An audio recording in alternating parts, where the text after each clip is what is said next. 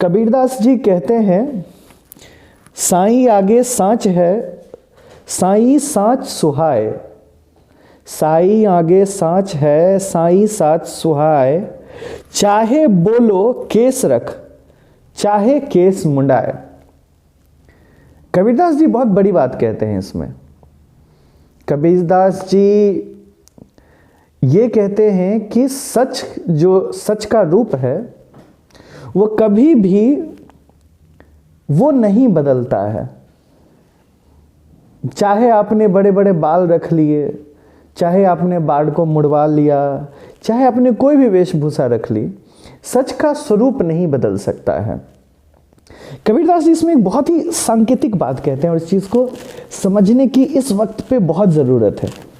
जहाँ पे लोग धर्म के नाम पे, जाति के नाम पे भेदभाव करते हैं, विचारों के नाम पे अलग अलग हो जाते हैं और यहाँ तक कि मरने मारने पे उतारू हो जाते हैं, इस वक्त पे कबीरदास जी की इस वाणी को समझने की बहुत बहुत ज़रूरत है। कबीरदास जी जब सच बात बोलते हैं, चाहे वो सच का शब्द यूज़ करते हैं, चाहे वो, और कबीरदास जी के लिए सच केवल ईश्वर थी। उनके लिए सिर्फ और सिर्फ ईश्वर ही सत्य था। और वो ईश्वर कौन था? वो ईश्वर वो था जो सबके ईश्वर हुए, किसी एक का ईश्वर नहीं था। इस दोहे में कबीरदास जी यही कहते हैं कि चाहे आपकी वेशभूषा कुछ हो, चाहे आप कपड़े कैसे भी पहनते हो, परंतु उस सत्य जो ईश्वर रूपी सत्य है वो तो नहीं बदल सकता। अब जैसे मान लिया कि पानी है, पानी एक तत्व है। अब आपने उस पानी को चावल में मिला दिया, चावल के अंदर पानी फूल गया, भर गया और चावल बन गया पूरा का पूरा, पर पानी का तत्व तो नहीं खत्म हुआ ना। जैसे आभूषण बनाए जाते हैं, अलग अलग तरीके के आभूषण, पर उसका मूल तत्व जो है, चाहे उसके प्रकार अलग हो सकते हैं, उसके आकार अलग हो सकते हैं, परंतु आभूषण अगर सोने का है तो मूल तत्व तो स्वर्ण ही रहेगा।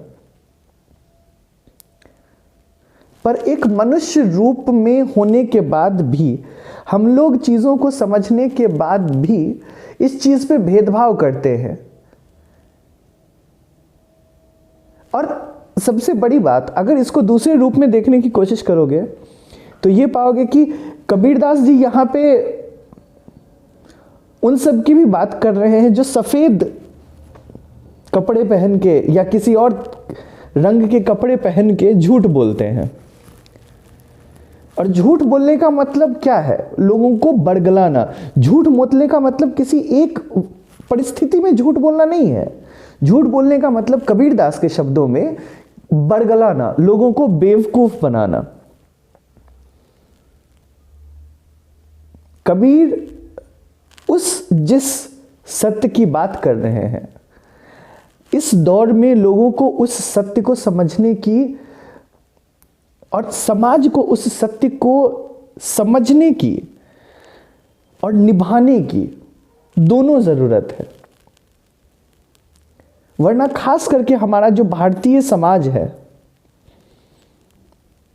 उस भारतीय समाज को बचाया नहीं जा पाएगा। इस सांकेतिक बात में, इस जो बात कबीर कह रहे हैं, इस बात को कबीर 100 साल पहले कह चुके हैं और उसका मोल आज तक है और मोल रहेगा, वो मोल कभी खत्म नहीं होगा। क्योंकि जिस तरीके से कबीर के शब्दों में ही समझो तो सत्य का मोल कभी नहीं खत्म हो सकता।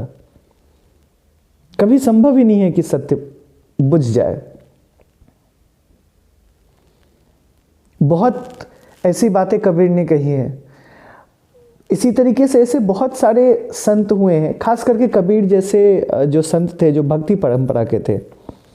आपको यही कुछ समझ और यही कुछ चीज़ें तुलसीदास में भी दिखेगी। जब तुलसीदास बात करते हैं, तुलसी के राम, आपको यही सारी चीज़ें सूफी जो संत बात करते हैं उसमें भी दिखेगी। बड़े बड़े लोगों ने, आप कबीर दास को, अगर आप वेदांत को समझते हैं, आप वेद समझते हैं, तो वेद में जिस ब्राह्मण की बात होती है, कबीरदास उसी को सच कह रहे हैं। और देखो कितनी खड़ी बोली में कबीरदास ये समझाने की कोशिश कर रहे हैं कि सच का कोई स्वरूप नहीं होता, कोई आपको सच का बोलने वाले का कोई रूप नहीं होता, कोई वेशभूषा नहीं होती। आप कोई भी वेशभूषा बना ले, आप सच बोल सकते हैं। क्या होता है आजकल के टाइम पे, लोगों ने अगर किसी को देख लिया चादर धारण किए हुए तो समझ गया कि वो बाबा बन रहा है। किसी को ये मतलब भी समझ में आता है, सिर्फ और सिर्फ वेशभूषा से जज कर लिया, उसके सच को नहीं समझा। क्या होता है आज रंग पे लोगों को जज कर लिया जाता है। कबीर तो वहां भी कटाक्ष कर रहे हैं, कबीर तो वहां भी रेलेवेंट हो रहे हैं इसके थ्रू। कबीर तो यही कहना चाहते हैं कि सबके अंदर तो वही भाव है, आप रंग रूप में भी भेदभाव कर देते हैं। तो इस वक्त पे कबीर जैसे संतों को पढ़ना बहुत बहुत जरूरी है।